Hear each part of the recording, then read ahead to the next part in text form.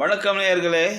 இப்போ இன்றைக்கி என்ன சொல்கிறேன்னு கேட்டால், உங்கள் வீட்டில் வந்து தாய், தகப்பன், பெரியவங்க, மாமா, அந்த சித்தப்பா இவங்கெல்லாம் இருப்பாங்க மெயினு.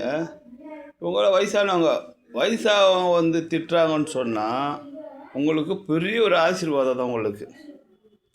அவங்களுக்கு உடம்புல இருக்க வந்து இந்த திஷ்டிகள்லாம் கழியும், கெட்டதெல்லாம் கொஞ்சம் விலகும். அதே போல் வந்து அவங்களுக்கு என்னன்னு கேட்டால், அந்த வயசானதில் வந்து திட்டுறதுக்கு அவங்களுக்கு ஒரு சந்தோஷம் கிடைக்குது. நம்ம வந்து பிள்ளைங்களை திட்டுறோம், பிள்ளைங்களை நம்ம கண்டிக்கிறோம், நம்ம பேரப்பிள்ளையை திட்டுறோம், கண்டிக்கிறோன்னு அவங்களுக்கு சந்தோஷம். அந்த சந்தோஷத்தை நம்ம ஏன் கெடுக்கணும்?